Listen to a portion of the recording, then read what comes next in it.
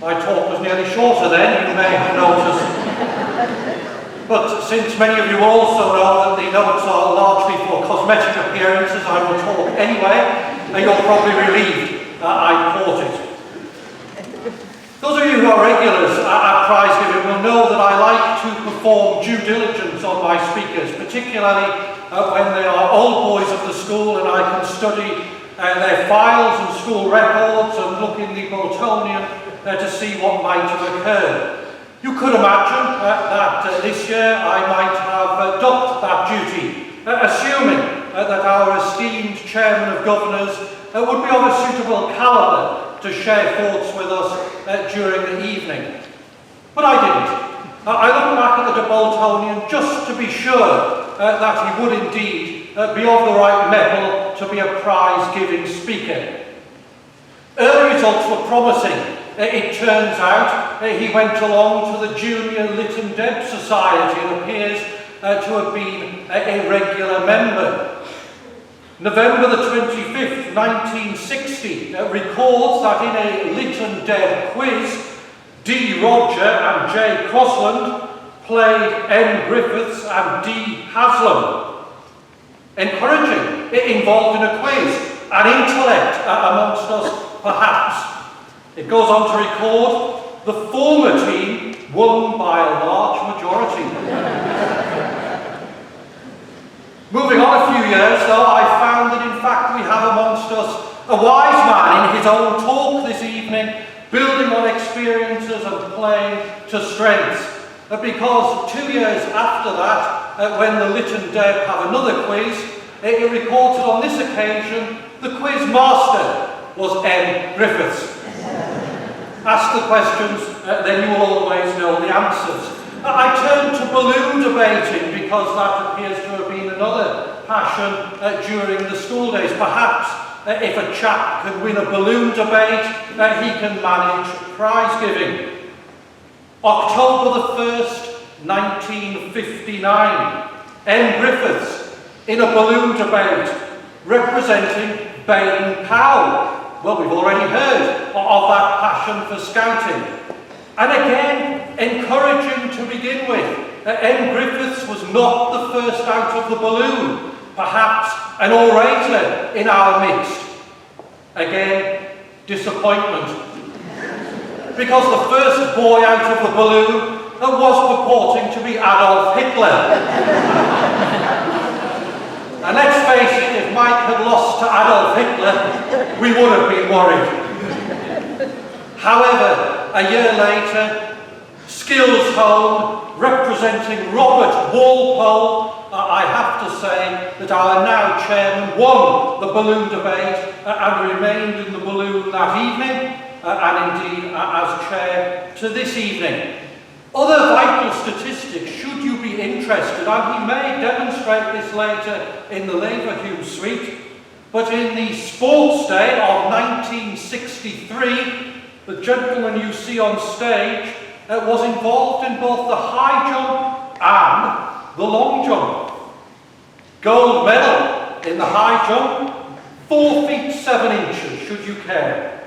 In the long jump, only a bronze, but a fairly respectable 16 feet and 10 inches. Whether it is the athlete we see amongst us you admire, or the debater, or the man who has made a great deal of his life, I have my thanks to him for giving us his thoughts this evening. But I know the aspect that I found that the boys will enjoy is this. This was the Scott Trust application. The Scott Trust that you still know today, still apply for and seek to fund your summer excursions. Some of you unsuccessfully when what you pitch to the committee is effectively a beach holiday and you fail to dress it up sufficiently to attract the attention of the judges. Gentlemen, here is how it is done. Scott Trust application. I will undertake a study of the agriculture and land use, physical geography, political, industrial and economic structures of the Azores.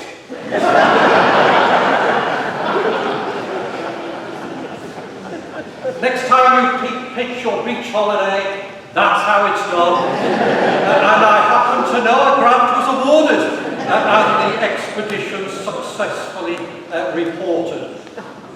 Isn't it interesting when we dip into histories of the school such as that, that what we immediately come across is that sense of continuity amongst so much change. From the days when one arrived at school on a steam train to the modern day, but the Junior Lytton Deb Society existed and still does. Sports Day is tomorrow and people apply for and go on Scott Trust expeditions. So much sense of continued purpose in what is the enduring mission of the school. At Prizegivings over the years, I've spent a deal of time in my addresses seeking to articulate to you, largely for the benefit of others, the importance of independent schools to the nation in terms of providing people who will make a difference to the society in which we all live and be a vibrant and important part of the leadership of those communities in the future. And I will continue to do that because I think there is a national stage for those arguments to continue to be voiced in an age when there is, without a doubt, an existential threat to schools such as this from those who fail and will not understand us. But I want to merely dwell on 2 points this evening. One is that I've come to understand that actually the only possible way of understanding schools like ours is in the local context. What difference does this school make to Bolton and the Northwest? And as soon as you make it specific and local, you understand, as everyone in this room does, the importance of this school to this town, the past, present and future of this town. It becomes almost a nonsense asking whether we are a civilised and sensible part of the future of society. When you know the school as we do and has been described with its very varied intake of boys from all backgrounds have come across the stage this evening, that is how the school has been and will be. In that local context, the national narrative simply makes no sense. Actually, it makes no sense on the national stage either, but we are much more likely to make that concrete and real if we think local and we think Bolton. And to develop that theme for my second point, I think what is especially important in that national narrative is that Bolton and Bolton School punches its weight in demonstrating what an independent school can and should do in its local community. The boys, as you may have gathered, count the number of times the TES Independent School of the Year is mentioned. That is 3 this evening for those who have lost count. Should you wish to admire the trophy, it is the slightly less inspiring one alongside the salver. Times change, and the Viscount wasn't able to give us a piece of his silver. Why is that important? It's important to the school because it acknowledges that the things we do here, everything we all do, we've acknowledged individual prize winners this evening, but that award is for us all. Every teacher, every pupil, the parents, old boys, friends of the school who are part of what we do, because we believe that that is right. And that what we do is acknowledged on the national stage as the right and proper thing for an independent school to be doing is very important indeed. We are in a position to take a lead in this debate, and we are taking that lead. Because this year we win that award. The Independent Schools Parent magazine also made us Senior School of the Year. We are Boys School of the Year with the same publication. And our development office recently won the IDPE, that is their Professional Association for Fundraising Award nationally. Bolton School is a go-to place to hear about how schools embed in their community, how you make selection work, how you make partnership with state schools and a wider community work, how you make sure that you have the bursary funds and a fee regime and cost sensitivities that makes a school accessible. You may not know that, because all you do is enjoy a great school, and why shouldn't you? You shouldn't bother yourself with all the rest of this. That's my job. But whilst we're about making this a great school, it is my job to point out this is how it can and should be done. And those with a voice on the national stage can assist in that endeavour of pointing to Bolton School and saying, if they can do it, other schools can join in, and the independent sector can have a strong voice as being part of the solution to any educational issues in society rather than perceived as a problem. But leadership of a school as this is important and is a privilege, and I thank the governing body, many of whom are amongst us, for their voluntary contribution in that regard. But I should at this stage mention my predecessor, my immediate predecessor, Mervyn Brooker, headmaster of the school, who died suddenly earlier this year, and suddenly enough that the previous weekend he had been enjoying his hill walking in the Lake District, and perhaps what better end for an active and encouraging man. What was particularly special about the school's reaction to that was the affection for someone who had clearly known his pupils, clearly involved himself in school life, and people rallied round with their notions of what he had contributed to our life here. There was a large attendance in Wolverhampton for his funeral. We celebrated his life here with a special assembly, and his relatives were very grateful for that. But what particularly saw the school at its best was the memorial cricket match on May Day Monday, where a team of old boys from the school played his local club. Mervyn Brooker had played cricket, sometimes against his pupils on the local league circuit, I'm told an act of either bravery, bravado or foolishness. But the sense of togetherness, the school community that day, was tangible, and again, it is a example of something that doesn't need words. You just need to be here and experience what we do.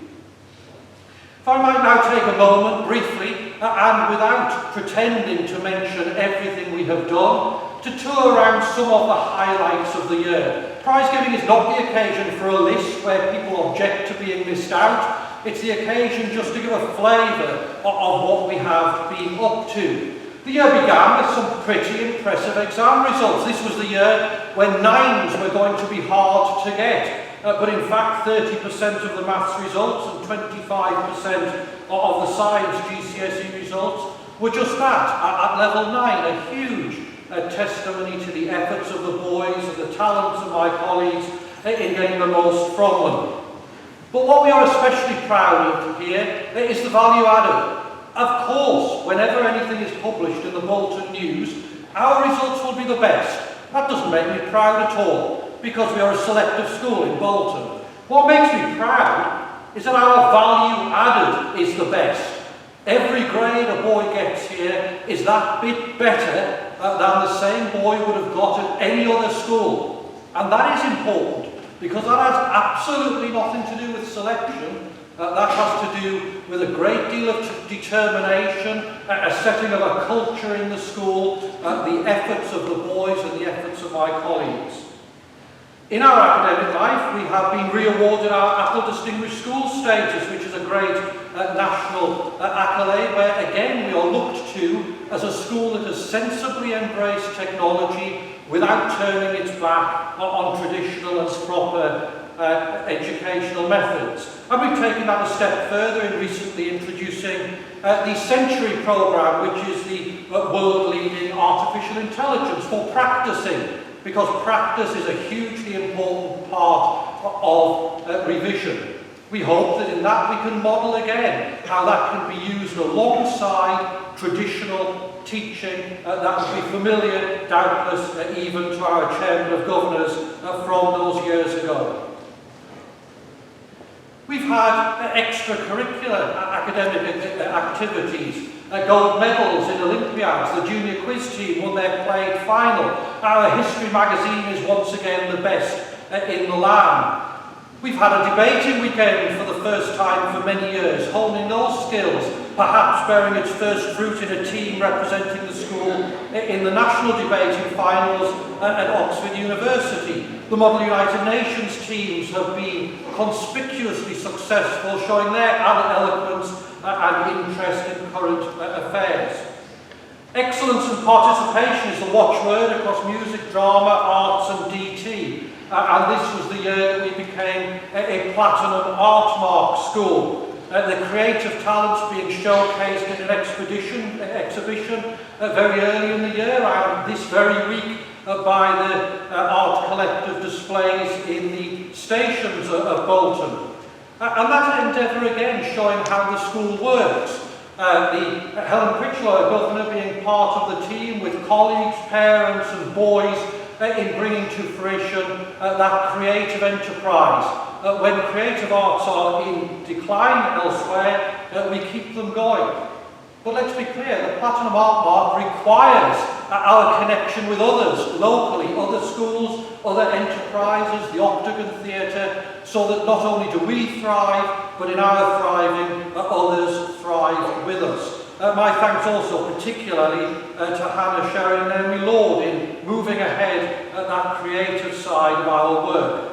And of course, many of you have been at our events. The Bridgewater Hall concert, a particularly exciting battle of the bands. Great Expectations, Into the Woods was the show this year. We have been to the Robot National Finals and come 6th out of 60 teams, inspired partly by some of the equipment given to us by old boy Rob Dobson, who gave the address at this event himself a few years ago. Old boys are an integral part of the school, giving back and giving of their expertise. We have seen that in a number of ways, not least at our philosophy conference earlier in the year, where we heard how to make philosophy real, with real-life examples of how to bring that discipline to life. On a very different note, we gathered in this hall and heard a Holocaust survivor, Ibby Nil, relate her experiences, both sobering and inspirational, because her message is to learn from those events of the past and make sure that we make a difference in the future. Outdoor learning we've heard about, we've alluded to it in the Duke of Edinburgh Awards, and that thrives in school. Patterdale expeditions, climbing, kayaking, canoeing, ever more in volume and ever more in ambition. What I'm particularly pleased with is the work that Miss Tunstall and others have done on embedding character development and attitudes with our outdoor learning programme, presenting at conferences during the year. We are taking that work forward for others in terms of using that experience usefully to define and shape character development.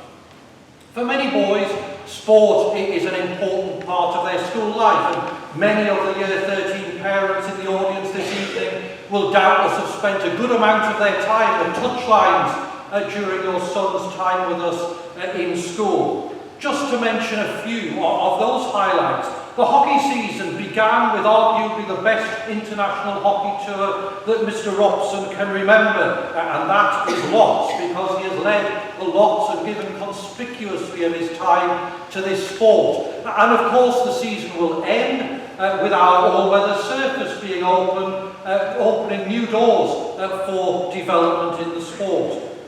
In sailing, we heard the Tillotson lecture by John Derbyshire, reflecting on his times at the school. But Sailing Club thrives this year. Many boys than before go to the Anderton Centre and enjoy that. And of course then, at the highest level, that plays through to those who are internationally able. Harvey Lee, the second GB competitor, 13th in Europe in the laser internationals earlier this year. Participation leading to excellence. The under-15s winning their relay race at the John Parry national competitions in swimming. The under-18s have their national trophy again, under-15s second, or under-13s in third place. Cricket season is still with us, although the weather is winning, but there will be things to report later on to the school. Chess, the chess team went to their national finals at Imperial College and acquitted themselves with honour. Rugby, the under-15s, probably one of the standout runs in county competition for some years. The under-13s also performing impressively. Arguably football, the sport of the season. The first team, the under-14s, the under-12s, all in the Greater Manchester finals. The under-14s and 12s winning the Town Cup. The under-14s winning that Greater Manchester final. A hugely successful season for our footballers. And individual excellence in sports that are not part of school life. Will Fothergill, gold medal holder in the Baltic Cup. John Oxley Harrison at the Junior National Horse Riding Championships, 5th out of 267 competitors. Jamie Deeth, a gold and bronze medal winner in his martial arts. I've alluded to the importance of alumni already, and they continue to be a pivotal part of our careers talk to provide general interest to the school. Boys have heard during the year from an old boy who was the government lead on investigating the Salisbury poisoning, a first-hand account of a national event and a fascinating insight into a career that was varied and well-lived. We have heard talks on artificial intelligence, drug development, the environment, among so many others. And of course, it was a great privilege to hold the birthday party for our old boy, Sir Ian McKellen, just before May half-term. An exciting day all round. A lunch for Ian and his contemporaries in the Leverhulme suite. And I said it to them personally, so I'm not talking behind their backs.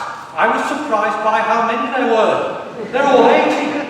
And yet we had a room full in the Leverhulme suite, some allegedly looking just as young as they did at school. And wonderful to see them still exchanging anecdotes all those years later. In this very hall, Sir Ian giving his birthday show on the stage, playing Pantomime Dame, a performance I will not attempt to emulate, but a terrific man, clearly enjoying himself back in the place of his boyhood, enjoying his moment again on the stage. But a day made all the more exciting for me because, unbeknown to Sir Ian, his surprise birthday party was taking shape in the Arts Centre. So he, in his mind, was visiting this part of the school. Many of his friends were in fact setting up his party, and he couldn't possibly meet them. You can imagine there were many partial moments during the afternoon, but you will have heard on national television, he was indeed surprised and had a wonderful evening here at Bolton School. I've said often on these evenings, and to finish my remarks this evening, that the school really is not the buildings, it is the people. And the people are the boys whose success individually we have acknowledged with prizes, and collectively we've acknowledged with our awards, not least and for the last time, if you are counting, our Independent School of the Year award. But also my colleagues, and it's on this occasion that I pay tribute to those colleagues leaving school this year. Hatice Torren joined the French and German department in 2016. She'd been a student teacher at the school for some of the year before that. And she has brought a terrific amount to our school life during her 3 years with us. She leaves us to move to an international school. And when I heard from her that her main reason for leaving was sunshine, I couldn't with any credibility offer her prospects in Bolton. Had I been able to, I would have done, but sunshine I cannot promise to provide, especially here. Boys will value her contribution in the classroom, a first-rate classroom practitioner